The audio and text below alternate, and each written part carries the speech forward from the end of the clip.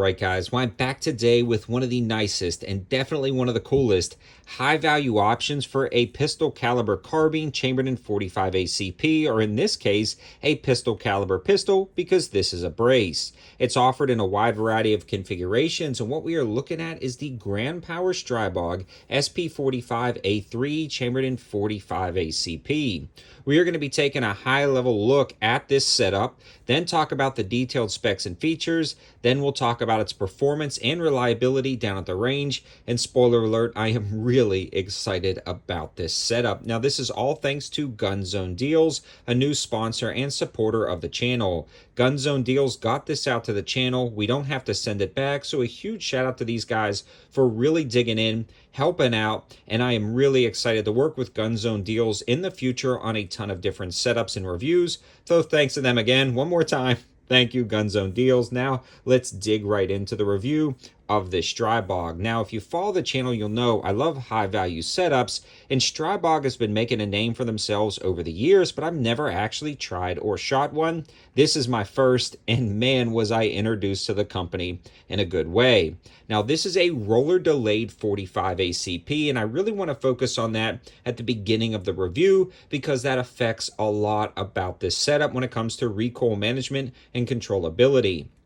45 ACP is a stout round, and it's a very big round with a lot of power behind it. And because of all of that power, especially in a blowback system, you are getting a mass damper system. When the round is fired, it pushes directly back, especially on a blowback system with a spring and a weight. And a lot of times that spring is so strong, it can outrun the magazines in certain guns. Or the recoil can be so jarring, it's just not controllable or fun down at the range, and it really beats the gun up. So to have some type of delayed system to allow the chamber to depressurize before the bolt starts moving backwards really smooths out the recoil. And the Grand Stribog SP45A3 has a roller delayed system, and it is night and day different from a direct blowback system.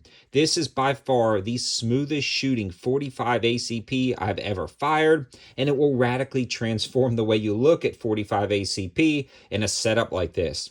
I also want to give a huge shout out to AAC Ammo for providing all of the ammo to help make this video. We ran a lot, we're going to be running more, and it ran absolutely great in this setup. So again, a huge shout out to AAC.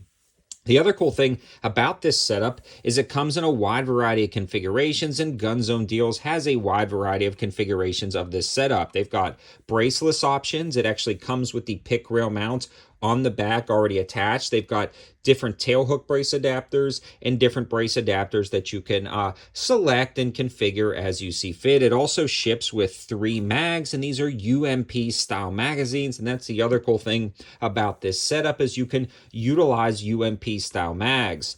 It's also threaded on the end to accept the suppressor, and a lot of times when I'm looking at 45 ACP blowbacks, I'm not even thinking about adding a suppressor because of all of that added back pressure, but you can suppress this and it runs like a champ anyway, and we'll talk a little bit more about that in the section where we discuss reliability. Now, it's very compact, and it actually fits all in frame with the brace attached, which is another nice high-level feature of this setup. You can utilize this for personal defense, CQB applications, clear steering columns in a car, and navigate corners incredibly well. Now, with all of that out of the way, let's go into a little bit more of a detailed specs and features approach, starting from the front and working our way to the back. Now, the thread pitch on this barrel is 5.7 by 28, which is a really standard 45 ACP thread pitch, and I threw a lot of cans on here with no issues whatsoever with mounting up a can. Now, that is attached to an 8-inch barrel, which is a really good barrel length in my opinion, and you're getting most of the maximum power out of the 45 you can with that barrel length, and you're still remaining short enough to clear columns and get decent accuracy.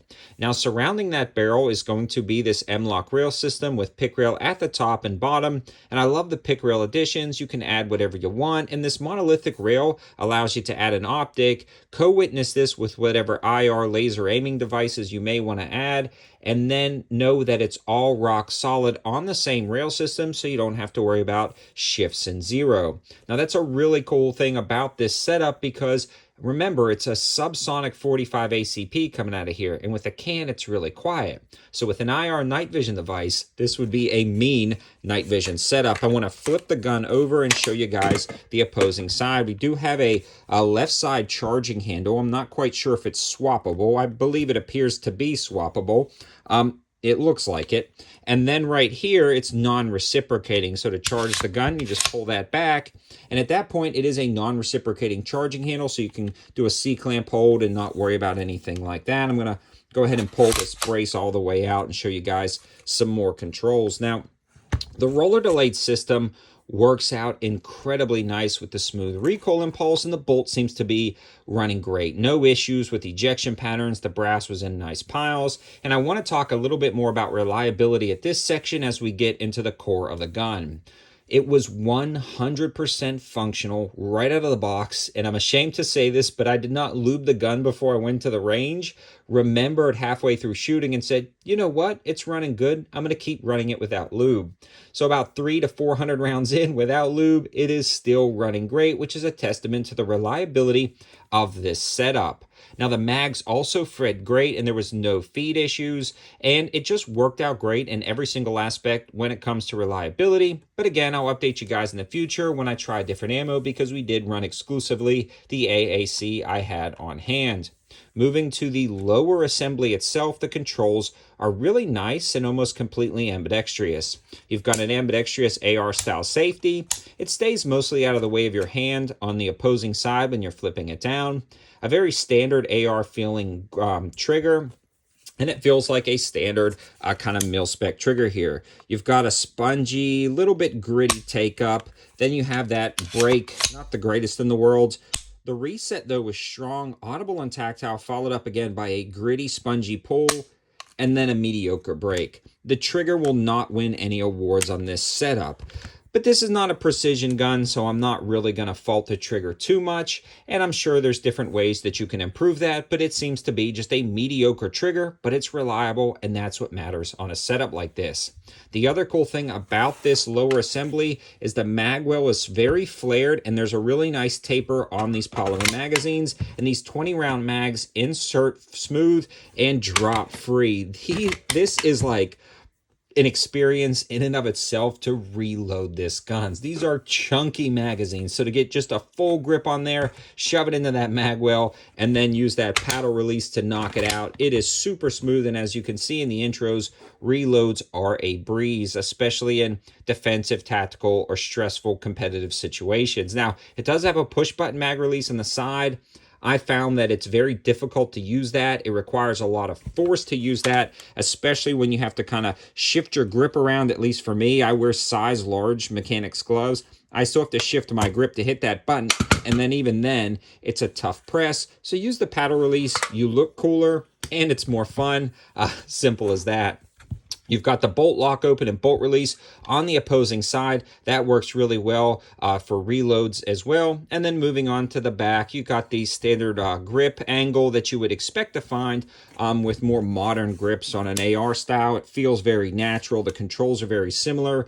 And then on the back, we've got the brace itself. Now, this is a tailhook brace, one of the most functional braces I've ever used. They work out really well down at the range, and it just stabilizes your arm, and you can do some pretty cool shots with that. Now, I love the brace system on this guy, but again, you can utilize this in whatever configuration you want and whatever configuration you see fit.